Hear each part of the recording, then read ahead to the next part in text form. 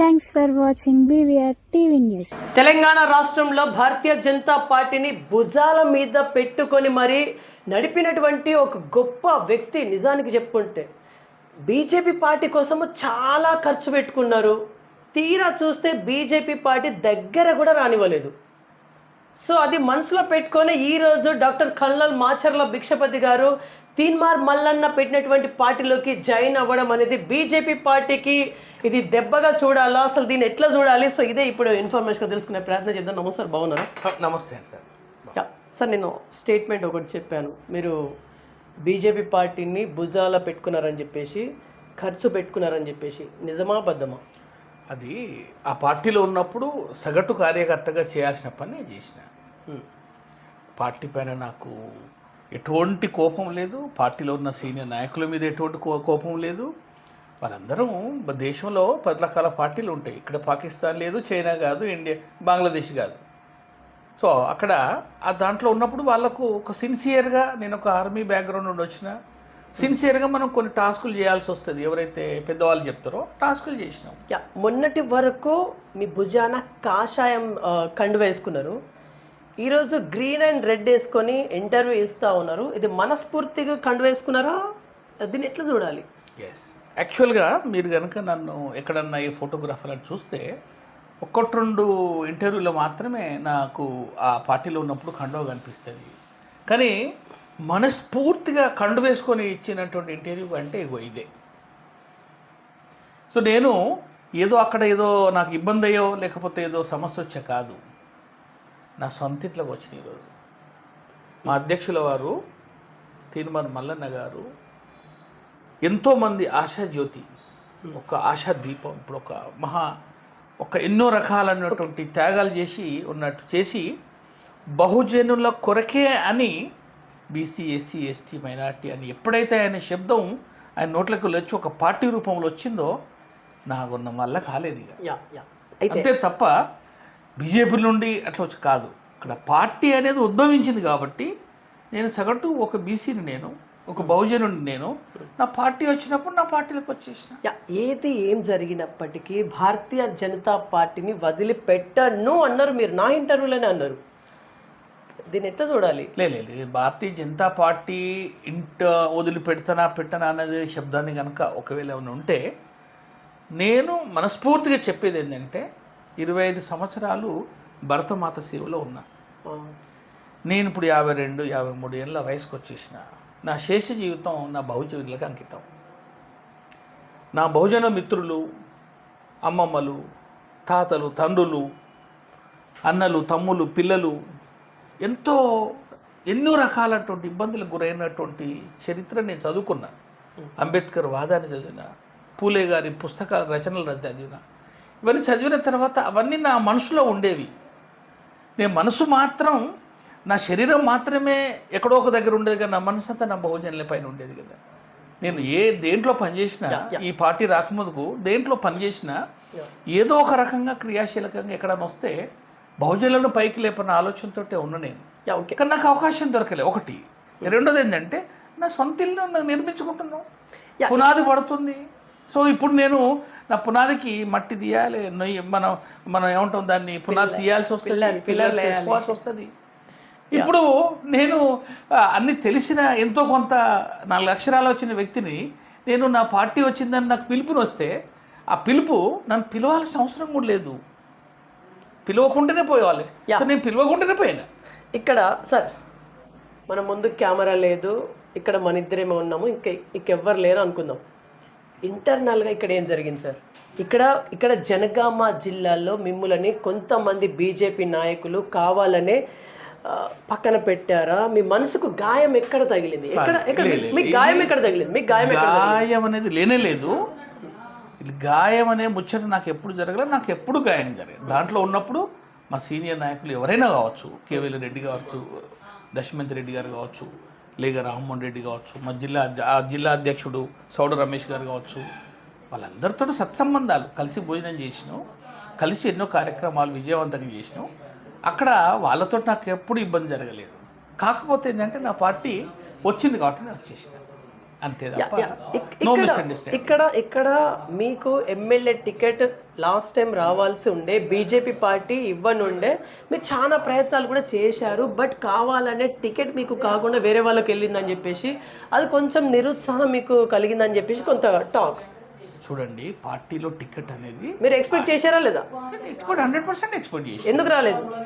ఎందుకు రాలేదంటే అది 25 సంవత్సరాలు ఇండియన్ ఆర్మీలో పనిచేసిన తర్వాత ఫస్ట్ 100% నేను బీజేపీలో చేరిన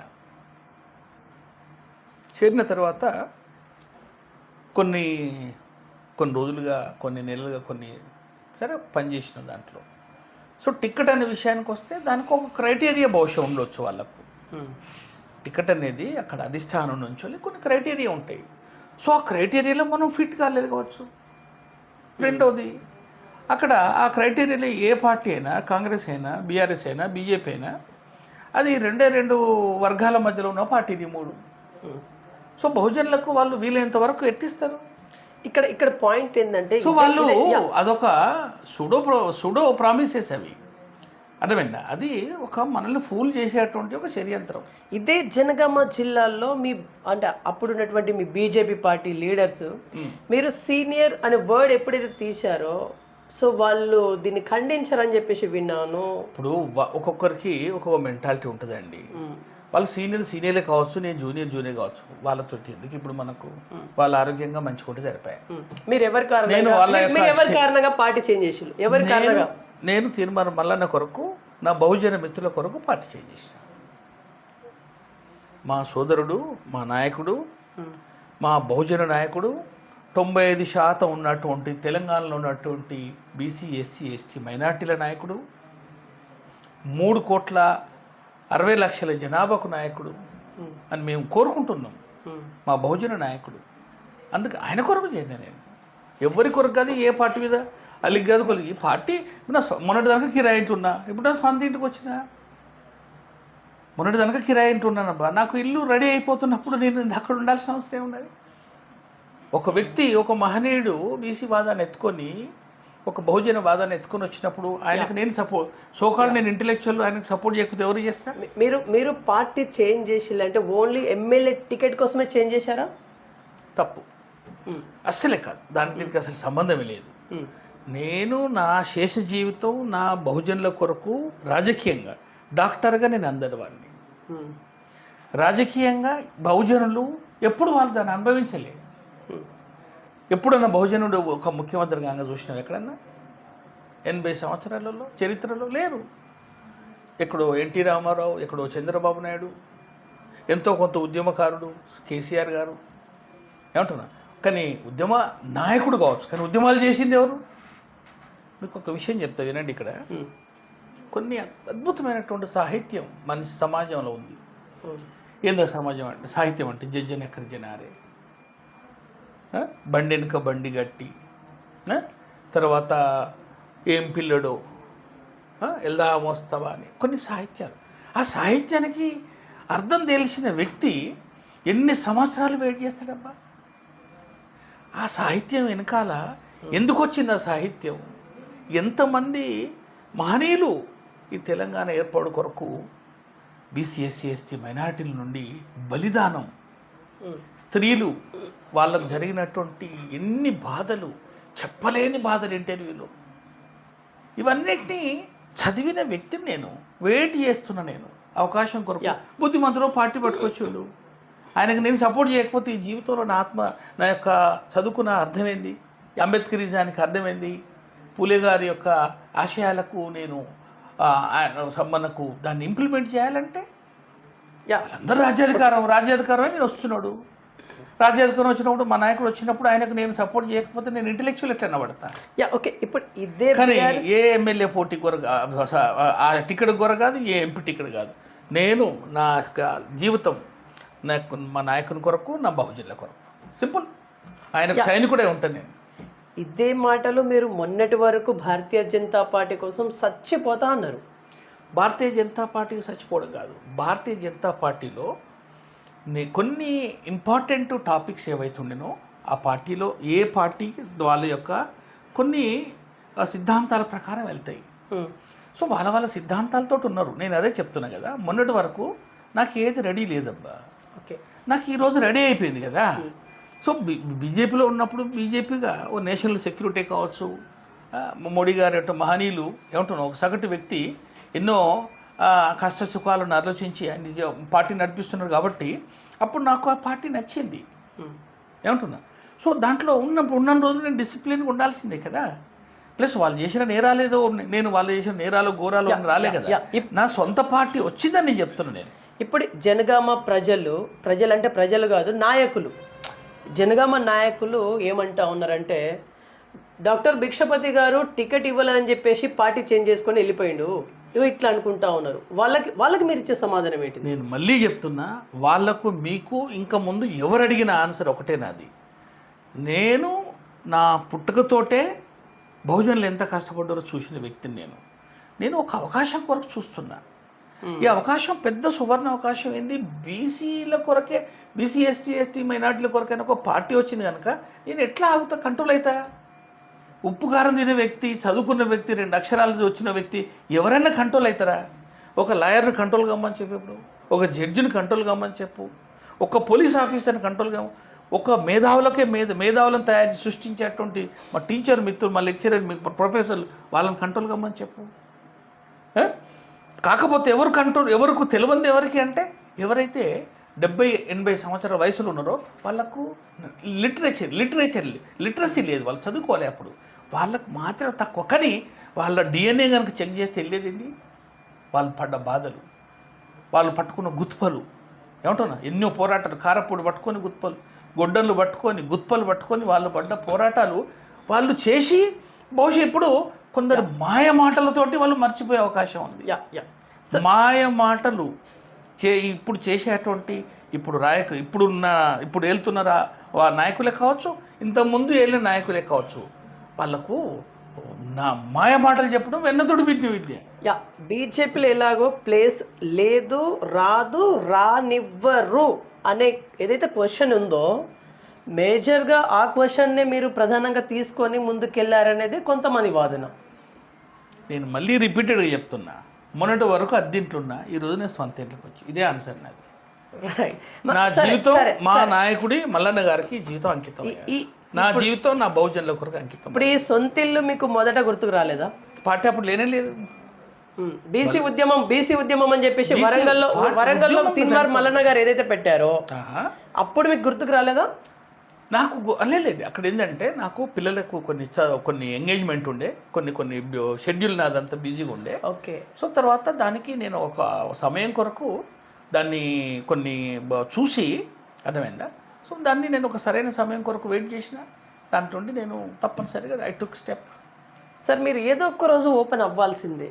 బీజేపీలో మీకు ఎక్కడో అన్యాయం జరిగింది, కావాలనే ఒకళ్ళిద్దరు నాయకులు మిమ్మల్ని టార్గెట్ చేశారా, ఎట్లా? ఎప్పుడైనా సరే మీరు ఓపెన్ కావాల్సిందే, అది ఇప్పుడే ఓపెన్ కాండి. చూడండి, ఇప్పుడే ఓపెన్ కాండి. నేను సార్ మీకు మళ్ళీ చెప్తున్నా, నేను ఒక సగటు మామూలు వ్యక్తిని, నేను సగటు చిన్న వ్యక్తిని. నన్ను టార్గెట్ చేసేంత నేను ఎత్తుకుని ఎదగలే. మీరు ఈరోజు నేను మళ్ళీ చెప్పేది ఒకటే, నేను ఒక చదువుకున్న బహుజనుడిగా నా బాధ్యత నా బీసీ రాజ్యాధికారం కొరకు, నా ఎస్సీ ఎస్టీ మైనార్టీ రాజ్యాధికారం కొరకు నేను పోరాడాల్సిన ధర్మం నాది. సింపుల్. ఎవరో ఏదో వాళ్ళతోటి నాకు పోటీ లేదు. అందరూ భారతీయులే, అందరూ సహోదరులే, ఎవరికి ఏ డిస్క్రిమినేషన్ లేదు. ఇక్కడ జరిగింది ఏంది, 80 సంవత్సరాలు ప్లస్ 224 సంవత్సరాలు, 324 సంవత్సరాలు నా బహుజనుల ఎస్సీ ఎస్టీలకు అన్యాయం జరిగిన చరిత్ర నాకు తెలుసు కనుక ఒక మంచి అవకాశం కొరకు వెయిట్ చేసిన. మల్లన్న గారు ధైర్యంగా పార్టీ పెట్టిండు, ఆనందంతో వెనగంతే. బీసీ వాదన అనగానే ఇప్పుడు బీసీ వాదనతో మల్లన్న గారు పార్టీ పెట్టారు. అందరు బీసీలు మల్లన్నతోనే వస్తారని చెప్పేసి గ్యారెంటీ ఉందా? Thank you sir. ఇక్కడ మీరు బహుశా మా మల్లన్న గారు చేసేటువంటి హోంవర్క్ ఏమంటున్నా, మీరు బహుశా మీ ఇంటర్వ్యూ ద్వారా కొంతనన్నా ఫినిష్ అవుతుందని మాకు కోరికేది. అందరు బీసీలు వస్తారా రారా అంటే ఇక్కడ ఏమవుతుందంటే, ఓ ఫెవికాల్ బంధం కొంతమందికి ఉన్నది, స్వార్థపూరిత బంధం ఒకరికి ఉన్నది, వ్యాపారపూరిత బంధం కొంతమందికి ఉన్నది. అయ్యో దీన్ని వదిలిపెడితే ఏం పోతుందో అనేది కొంతమంది సూడో ఆలోచనలు ఉంటున్నా. ఇన్ని సంవత్సరాలు దీంట్లోనే నేను ఈ బీఆర్ఎస్లో ఉంటుంది, ఈ బీజేపీలో ఉంటుంది, ఈ కాంగ్రెస్లో ఉంటుంది, ఏమనుకుంటారో ఏమొస్తుందో ఏం పోతుందో ఆయన తెలియదు. ఆయనే ఫస్ట్ ఆఫ్ ఆల్ ఈ పార్టీ ఇంకా కొంచెం ముందుకు వస్తే ఇంకా బలోపేతం అయిపోయేది. కానీ ఇప్పుడు కూడా ఒక బుద్ధిమంతునికి మనసు, ఇప్పుడు అంబేద్కర్ గారు పుట్టక ముందుకు ఎంతోమంది ఇబ్బందులు పడ్డారు.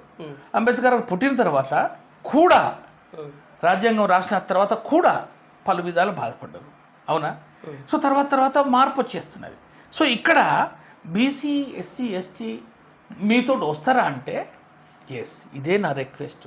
ఎవరికి రిక్వెస్ట్ అంటే మళ్ళీ జడ్జులకి, లాయర్లకి, పోలీసులకి, పోలీస్ ఆఫీసర్లకి, లెక్చరర్స్కి, టీచర్స్కి, ప్రొఫెసర్స్కి, యువతకు ముఖ్యంగా నేను చెప్పేది యువత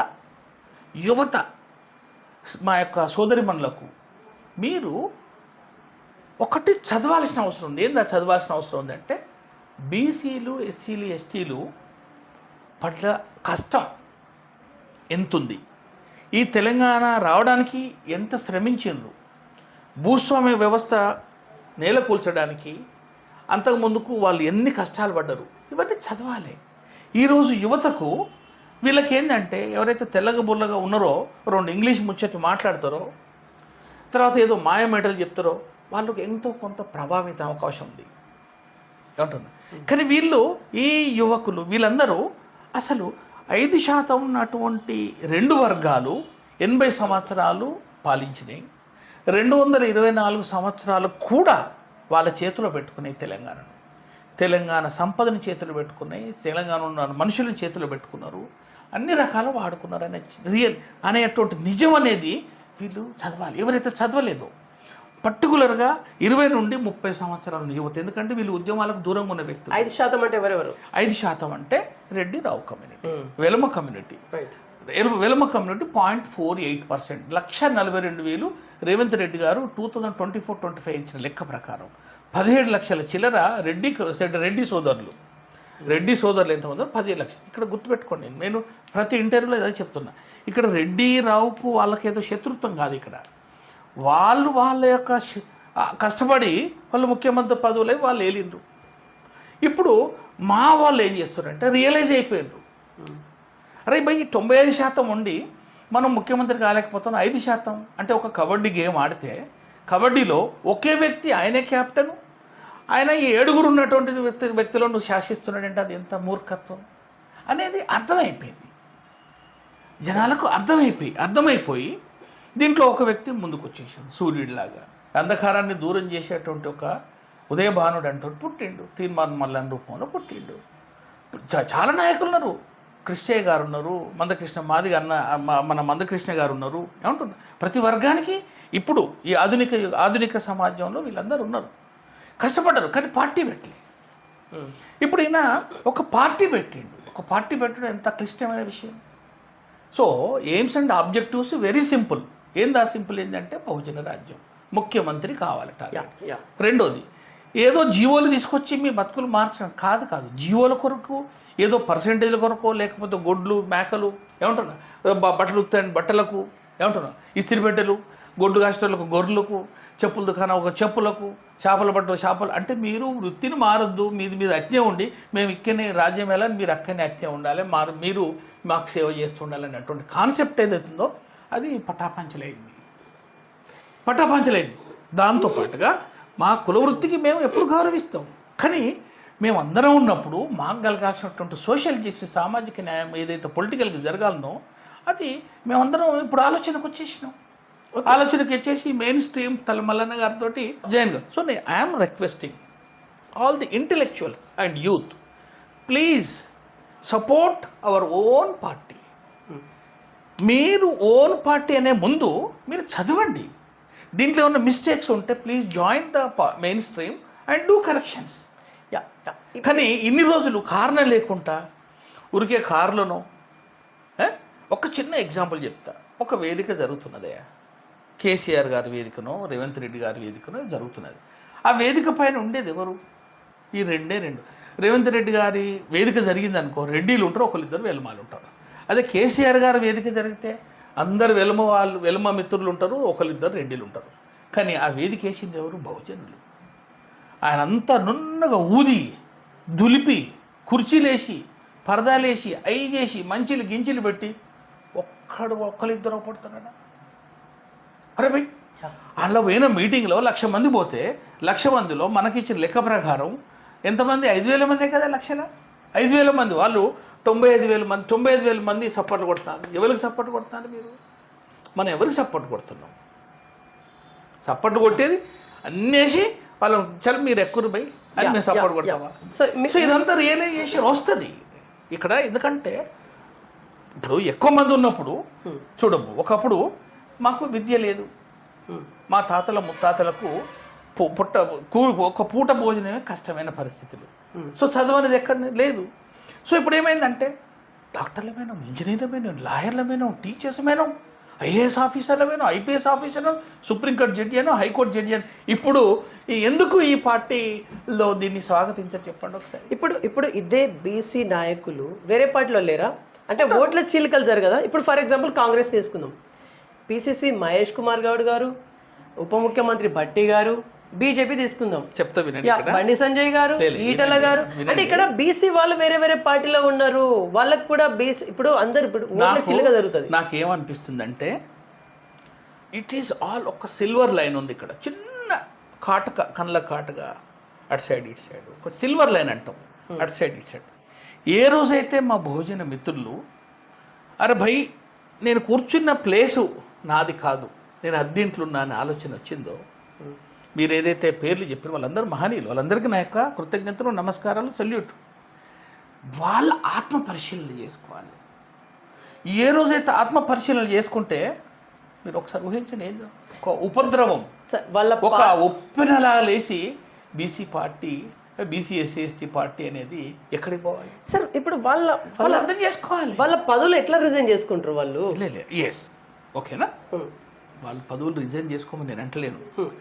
ఎవరైతే చూడండి ఇక్కడ అంబేద్కర్ గారు కనుక పుట్టకపోతే కొన్ని జాతులు ఈ భూమి మీద ఉండేవి కావు. ఏమంటున్నా?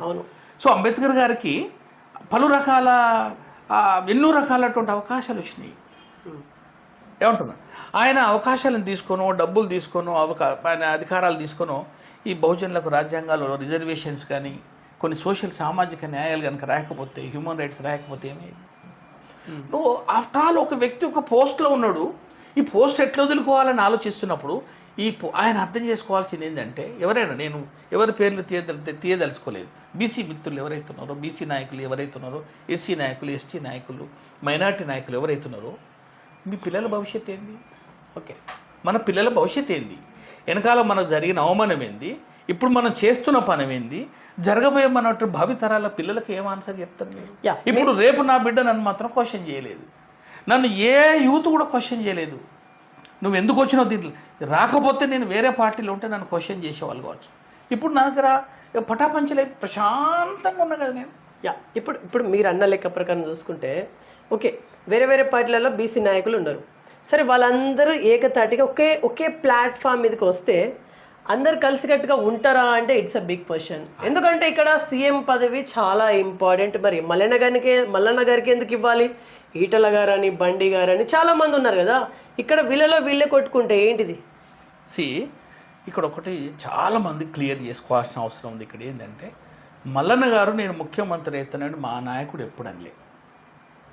ఆయన ఏమన్నాడు, మీ స్టేట్ లీడర్ అంటే ఇప్పుడు సార్ వినండి, మల్లన్న గారు నేనే ముఖ్యమంత్రి అని ఎక్కడ మీరు చూపించలేరు, అది సాధ్యం కాని విషయం. అది ఆయన ఏమన్నాడు, బీసీ ఎస్సీ ఎస్టీ మైనార్టీల నుంచి నాయకుడు ముఖ్యమంత్రి కావాలనుకుంటే పలుసార్లు బీసీ నాయకుడు అన్నాడు. ఎందుకంటే అవుట్ ఆఫ్ ది మేజర్ స్ట్రీమ్లో బీసీలు ఎక్కువ ఉంటారు కనుక, ఎస్సీలు ఎంత 15%, 17%, 10% ఎస్టీలు ఉంటారు. సో దాన్ని దృష్టిలో పెట్టుకొని బీసీలు ఎక్కువ ఉన్నారు కనుక, 56% ఉన్నారు కనుక, సో బీసీ నాయకుడు అన్నాడు. కానీ ఆయన ఉద్దేశం ఏంటంటే బీసీ ఎస్సీ ఎస్టీ మైనార్టీల నుంచి బుద్ధిమంతులు ఎవరైతే ఉంటారో, ఎవరైతే దీన్ని అడ్మినిస్ట్రేషన్ స్కిల్స్ ఉంటాయో, దాన్ని ఆచితూచి అది ఎవరు నిర్ణయిస్తాడా అనేది ఆయనే ఉంటాడా ఇంకోరు నిర్ణయిస్తారనే తర్వాత విషయం. ఇక్కడ బిగ్ బర్నింగ్ కానీ ఆయన మాత్రం నేనే ముఖ్యమంత్రిని ఎక్కడ చెప్పలే. ఇక్కడ బిగ్ పాయింట్ ఏంటిదంటే మల్లన్న గారు అంటే పడని వాళ్ళు గిట్టని వాళ్ళు మీ బీసీలలో ఉన్నారు. ఇక్కడ చెప్తా చూడండి, ఇది కూడా మీరు చాలా మాకు మెయిల్ చేస్తున్నటువంటి క్వశ్చన్ సరి చాలా అంటే చాలా మెయిల్ చేస్తున్న క్వశ్చన్ ఏంటంటే ఇక్కడ మల్లన్న గారుకి గిట్టదు అని కొందరు అంటున్నారు. ఇక్కడ ఏమవుతుందంటే కొన్ని జెలస్ ఫ్యాక్టర్స్ ఉన్నాయి. అందరి మిత్రులకు నేను ఎవరైతే మల్లన్న పైన మాట్లాడుతున్నారో వాళ్ళందరికీ నేను నమస్కరించి చెప్పేది ఏంటంటే మల్లన్న గారు చేసిన అన్యాయం ఏంది? ఫస్ట్ ఆఫ్ ఆల్ ఆయన చేసిన అన్యాయం ఏంది? ఒక పోరాటంతో ఒక కాన్సెప్ట్ తోటి ఆయన వస్తున్నాడు. ఆయన చేసింది ఎవరి సొమ్ము తీసుకున్నాడు. మరి ఎవరిదన్నా ఏమైనా చేస్తే ఆయన ఏమైనా పోలీస్ కేసులు ఉన్నాయా? ఎందుకు ఆయన అపవాదం చెప్పడం? మరి మల్లన్న గారు ఆ పార్టీలో అది మరి మీరు ఇంకోరన్నా రావాల్సి ఉండే కదా. మీరు రారు, వచ్చిన వాళ్ళు లెగ్ పుల్లింగ్ చేయటం. మరి ఏదన్నా అపవాదాలు చేస్తే ఎవిడెన్స్ బేస్ ఉండాలి కదా. సో పోలీసు మిత్రులు ఎవరైతే ఉన్నారో, పోలీసు ఉంటారు, న్యాయ వ్యవస్థ ఉంటుంది. మరి మల్లన్న గారిని పనిష్మెంట్ చేయాలా? ఏదైనా ఉంటే ఇంటెలిజెన్స్ ఉంటుంది, సిబిఐ ఉంటుంది, ఎంతో పెద్ద పెద్ద పోలీస్ వ్యవస్థ ఉన్నది. పోలీస్ వ్యవస్థ పట్టుకోకపోనా? ఇక్కడ ఏమవుతుందంటే బహుశా బీసీలకు ఆ నేచర్ అని నేను నేను బీసీ కనుక మనం అందరం రిఫార్మ్ కావాలి. మనకు అంటే ఈ వ్యక్తి ఎందుకు ఆయన వెనకాల మనం పోవాలని ఆలోచన అనేది ఎక్కడో ఒక దగ్గర సమ్ ఈగో క్లాషెస్ ఎక్కడో ఒక దగ్గర కొంతమంది దగ్గర ఉండొచ్చు. సో నా మిత్రులకు నేను చెప్పేది ఏంటంటే ఇన్ని రోజులు మనం పట్టే కలం, మనం పాడిన పాట, కట్టిన గజ్జ ఏదైతుందో మనం చేసిన శ్రమ అంతా ఎవరికో పోయింది. సో కనుక ఇప్పుడు వాళ్ళందరూ ఏదైనా మిస్అండర్స్టాండింగ్ ఉంటే మల్లన్న గారికి సలహాలు ఇవ్వచ్చు. పార్టీలా నేను ఏమంటున్నానంటే మా పార్టీకి స్వాగతిస్తున్నా. ఇది మీ పార్టీ, మన పార్టీ, మన ఇల్లు కట్టుకోబోతున్నాం కనుక దాంట్లో వచ్చి స్వాగతించి శాంతియుతంగా డిబేట్లు పెట్టుకొని కరెక్షన్స్ తోటి వెళ్ళిపోవచ్చు. అంతే తప్ప ఇక్కడ ఏం చేయకుండా ఆయన పైన అపవాదాలు లేపడం అనేది మన అభివృద్ధిని మనం కట్ చేసుకోవడం నా ఆలోచన. కాంగ్రెస్లో బీసీ నాయకులు ఉన్నారు, బీజేపీలో బీసీ నాయకులు ఉన్నారు, బీఆర్ఎస్లో ఉన్నారు, అన్ని పార్టీలలో బీసీ నాయకులు ఉన్నారు. వాళ్ళతోటే ఆ పార్టీ నడతాయి. వాళ్ళు ఉన్నారని కాదు, అరే వాళ్ళు 5% 95% అంటే దేంట్లోనే గదే రేషియో ఉంటుంది కదా. ఓకే. సో అన్ని పార్టీలను ఉన్నారు. ఇప్పుడు వాళ్ళందరూ ఒకేసారిగా వాళ్ళందరూ మీతో కలుస్తారంటే ఇది హైలీ ఇంపాసిబుల్. అదే నేనేమంటున్నానంటే ఒకటేసారి వచ్చి కలవమంటలేను. నేను స్వాగతిస్తున్నా, మేము స్వాగతిస్తున్నాం. మీరు ఇది మన ఇల్లు అనేది నిర్మించుకొని అద్భుతమైన ఒక అద్భుతమైన భవనం ఏర్పరచుకోవాలి మన భవిష్యత్తు కొరకు, మన పిల్లల భవిష్యత్తు ప్రార్థన అది. కానీ నువ్వు రాని నేను రాని తప్పనిసరి అంట. ఎందుకన్నా నా పార్టీ బలోపేతం కావాలన్నప్పుడు నా మిత్రులు వాళ్ళ బలం ఎక్కడో పోతుంది కనుక ఇక్కడికి వచ్చి మీరు ఇక్కడ ఎవరికి మన యొక్క భవిష్యత్తును మనం నిర్మించుకోవాలని కానీ చెప్పేది. ఏ పార్టీలో చూసినా 95% మా వాళ్ళే కదా. సో వాళ్ళు ఓన్ రియలైజ్ అయిపోవాలనేది నా ఉద్దేశం. ఇప్పుడు ఒకవేళ ఉద్దేశం కనుక రియలైజ్ అయితే ఇండియాలో ఎక్కడ చూడు బీసీలే ఉంటారు, ఎస్సీ ఎస్టీలే ఉంటారు. నువ్వు ఏ స్టేట్ తీసుకో, ప్రధానమంత్రి బీసీనే ఉంటాడు, ముఖ్యమంత్రులు బీసీలే ఉంటారు. తప్పనిసరి దాని డౌట్ ఎక్కడ. రాబో 2029లో Congress party, BJP party, BRS party కనుక ఈ 3 ప్రధాన పార్టీలు బీసీ వ్యక్తినే ముఖ్యమంత్రిని చేస్తామని అంటే మల్లన్న గారికి ఓట్లు పడతాయా? Good question. ఇక్కడ చూడండి, ఇక్కడ కేసీఆర్ గారు ఎస్సీని ముఖ్యమంత్రి చేస్తా అన్నాడు. ఇప్పుడుది చేసిండు ఆయన. ఎస్సీ ముఖ్యమంత్రి పక్కకు పెడితే వాళ్ళు 140,000 ఉన్నటువంటి మంది 12 ఎమ్మెల్యే సీటు వాళ్ళకు, మంత్రులు వాళ్ళే, కీలకమైన పాత్రలు వాళ్ళే ఏమంటుంది.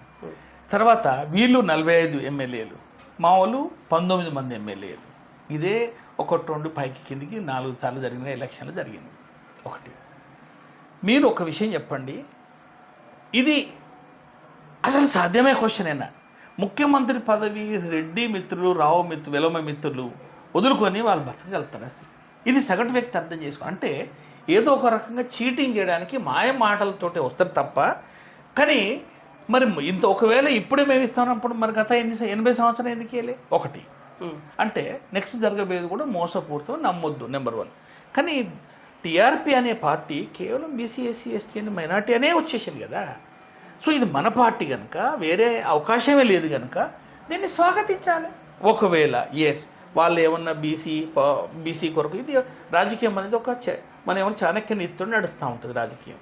వాళ్ళు ఏమన్నా కానీ ఎవరు ఏ వాదనను పెట్టుకొని మాకు అనవసరం, మేము మా ఒరిజినాలిటీతో ముందుకెళ్తాం. మా నాయకుడు చెప్పినట్టు ఫర్ ఎగ్జాంపుల్ గతం సార్ 2029లో కనుక బీసీ నాయకుడిని బీజేపీ పార్టీ, కాంగ్రెస్ పార్టీ కనుక బీజేపీ నాయకుడిని ముందు పెట్టారు అనుకుందాం. బీసీ ఓట్లు విచ్చలవిడిగా చీలేటువంటి అవకాశం అయితే ఉంది. సో ఇది ఎవరికి లాభం, ఎవరికి నష్టం? ఓకే, నేను మళ్ళీ ఆన్సర్ అనేది ఆల్మోస్ట్ సేమ్. ఏంటి అంటే పరిస్థితులను బట్టి మారడం, ఒకటే ఉద్దేశంతో రావడం అని రెండు ఒక డిఫరెన్సెస్ లేవు. డిఫరెంట్. ఇది కేవలం పుట్టిందే బీసీల కొరకు. వాళ్ళు ఇక్కడ ఏ బీసీ ఓటు చీలుతాయో అని చెప్పేసి ఓ 2-3 నెలలు ముఖ్యమంత్రిని పెట్టి వాడిని ఏదో రకంగా చేసేసి, ముఖ్యమంత్రి కాదు కదా ఏ మంత్రి లేకుండా వాడిని గోసి వాని షెడ్డి అంతా ఉడిపికి పంపిస్తారు. అది అర్థం చేసుకోవాలి. 100% జరగబోయేది కదే. ఎందుకంటే రాజకీయంలో ఉన్నటువంటి ఒక వాల్యూస్ ఏవైతున్నాయో, ఒక ఎంపీ కావచ్చు, ఎమ్మెల్యే కావచ్చు, మంత్రి కావచ్చు, ఒక ముఖ్యమంత్రి కావచ్చు, దానికి సంబంధించినట్టు డెవలప్మెంట్ ఏముందో 80 సంవత్సరాలుగా పూర్తిగా అనుభవించున్నారు. డూ యూ థింక్ వాళ్ళు వదిలి ఎవరికో ఒక వ్యక్తికి ఈ 80 సంవత్సరాల శ్రమ, ముఖ్యమంత్రి పడ్డ కష్టం ఏదైతుందో వాళ్ళు నీకు పట్టిక పెడతారా? కానీ మా వాళ్ళు 324 సంవత్సరాల శ్రమ అనేది ఇంకా వాళ్ళ దగ్గరికి పోతున్నారు. సో ఇది అర్థం చేసుకోవాలి మనం. ఇది అర్థం చేసుకొని ఎవరు జెన్యూన్ అనేది ముగ్గురు ఇట్లా. సో మేము నాలుగో వ్యక్తులం వచ్చినాం కనుక వాళ్ళు జనాలు అర్థం ముఖ్యంగా యువత అని చెప్పింది. మళ్ళీ చెప్తున్నా నాన్న, మీరు నేను చెప్పేది my dear all this youngsters, what I'm telling is please go through the literature. Initial Telangana movement and final Telangana movement you must read. Right. And what was happened during this thing past, this thing minus the around 80 years back in the past, what was happened exactly? Almost for 224 years, our ancestors suffered a lot. What was happened exactly during those timings? If you don't read, you will be misled.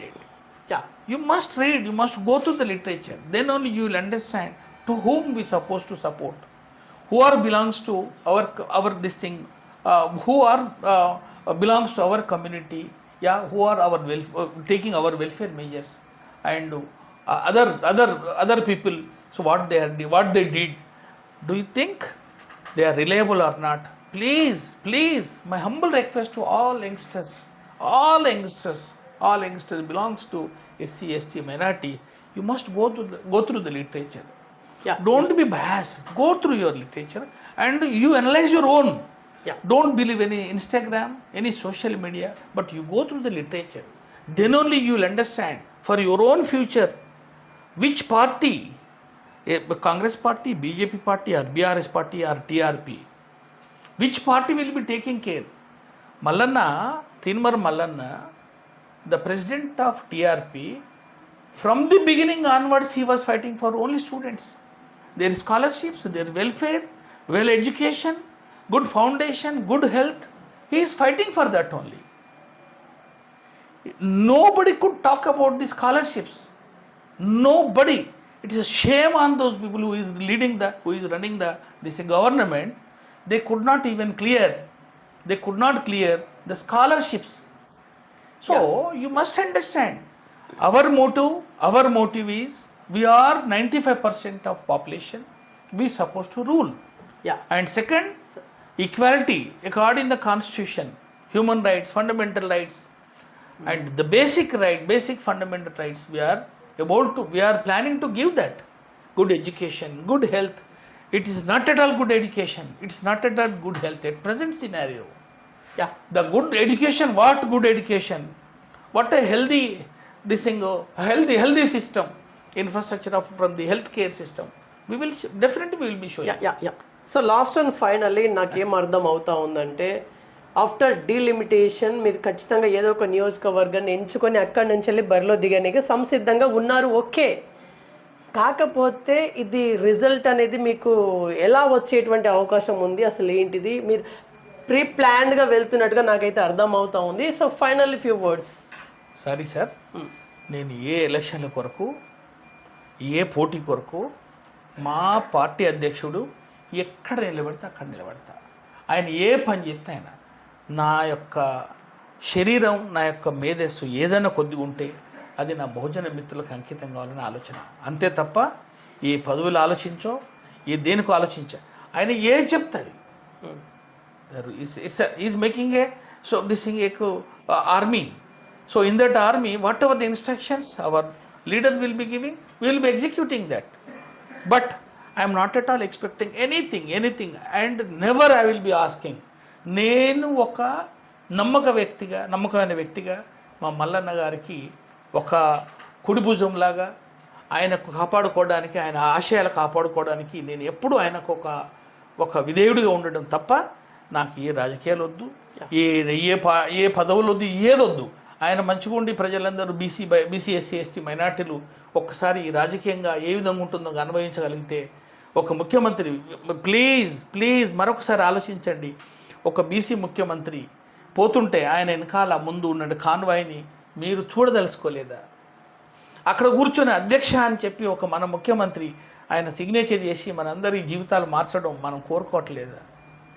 మనం ఎన్ని సంవత్సరాలు ఎవరో ఏదో ఇస్తారని మనం అందరం కష్టపడతాం, అక్కడ పోస్తాం, మళ్ళీ పోసిన తర్వాత నాకు కొద్దిగా అడుగుతాయి. It's better we change it. It's not at all correct. Right. So we are the majority, we are the intellectuals, we are the working forces for the state, even country also. So we are supposed to be sit on that right seat. This is our aim.